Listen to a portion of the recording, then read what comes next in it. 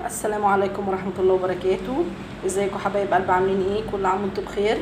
ونبدأ ونقول اللهم صل وسلم وبارك على سيدنا محمد وعلى آله وأصحابه أجمعين. النهاردة يا حبايبي عملنا بقى يعني حاجة كده نغير بيها شوية. عملت سوري، طبعا ده غدانا النهاردة. عملت سوري شاورما فراخ وبطاطس. تمام.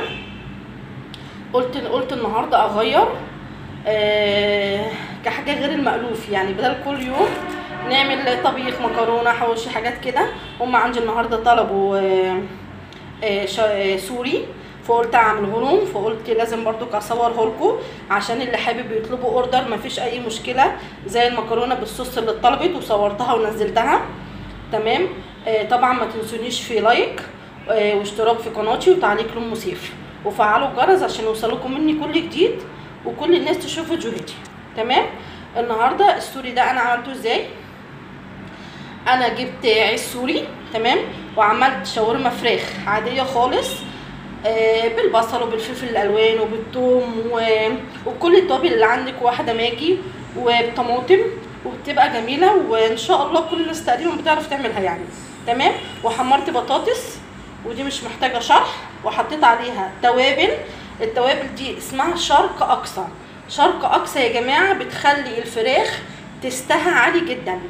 شرق اقصى دي بتدي الفراخ زي طعم كده، بتدي البطاطس طعم الفراخ بالظبط. برشها على البطاطس وبتديها تست عالي جدا.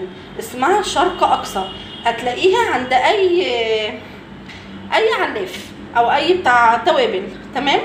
صغير كبير مش شرط حد معين، اي علاف او اي عطار كبير ممكن تروحوه، صغير او كبير ممكن تروحوه يدوها لكم. اسمها شرق اقصى ورخيصه جدا وفي متناول كل الناس. تمام يا حبايبي. وطبعا جبت بقى جبنه موتزاريلا وجبت زيتون وجبت فلفل الوان وحشيتها وبقت بالمنظر ده. بصوا من جوه عامله ازاي، جميله جميله جميله بسم الله ما شاء الله عليها. بس انا بحبها بالفلفل الحامي. ودي عملتها بطاطس وشاورما فراخ، كانت جميله جميله. تمام. ورحت حطاها، حشيتها بالبطاطس وحشيتها بالفراخ، شاورما الفراخ، وحطيت جبنه موتزاريلا ورحت لفاها ومحمراها في حته سمنه كده وكده في الطاسه. ما عندكيش جيران لا اعملي في الطاسه. تمام. وكل حاجه ان شاء الله متوفره عندنا في البيت. وكان بالمنظر ده يا حبايبي.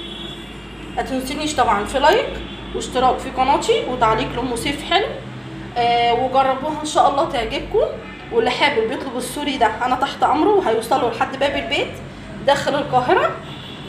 وان شاء الله انتظروني بكل جديد وجديد مع ام سيف للاكل البيتي. وهسيب ان شاء الله رقمي يا حبايبي في الوصف عشان اللي حابب يطلب الاوردر ويروح له لحد عنده داخل القاهره. ما تنسونيش اشتراك ولايك وفعلوا الجرس. تمام. عشان يوصل لكم مني كل جديد. السلام عليكم.